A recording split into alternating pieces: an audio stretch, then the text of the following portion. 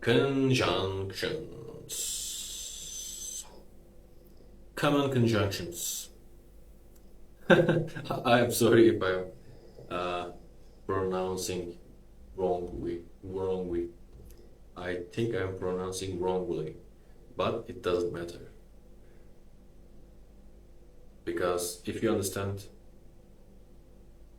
it's right. Okay.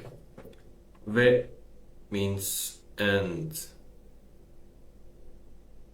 it connects two closely related things and ideas. Ahmet gitti, Ali geldi.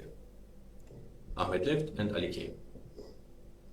But ama the weather was sunny, but it was still cold.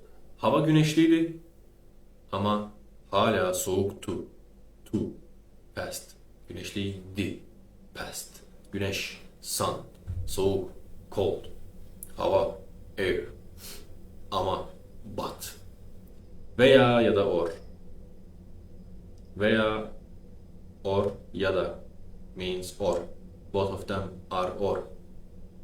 Is used to present alternatives, right? So veya and ya da also. Kahve veya çay ister misiniz?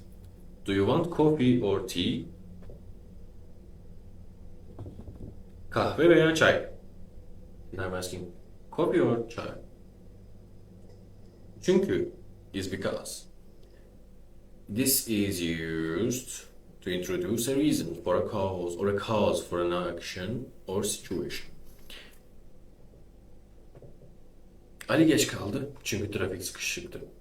Ali was late because the traffic was congested. Bu yüzden. Therefore, so that's why. So, that's why. Is used to indicate a consequence or result of a previous action or condition. Bu yüzden. Hava çok soğuk. Hava çok soğuk. Bu yüzden ceketimi giyiyorum. The weather is very cold, so I'm putting on my jacket.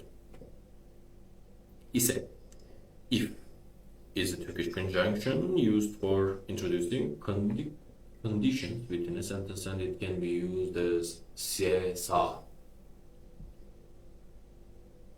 like a suffix. Eğer yemek yapmayı biliyorsan, akşam yemeğini sen hazırla. If you know how to cook, prepare dinner. Eğer erken gelirsen, iyi bir yerde oturabilirsin.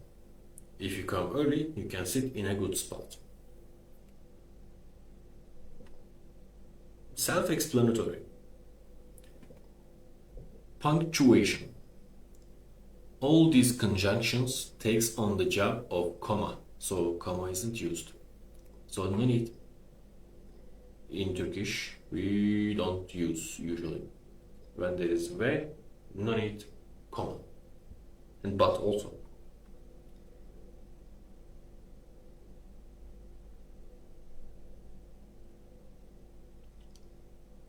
But here there is because we are separating actually them. Okay, these are the questions. Just look at the left and answer the right. No need to change pages.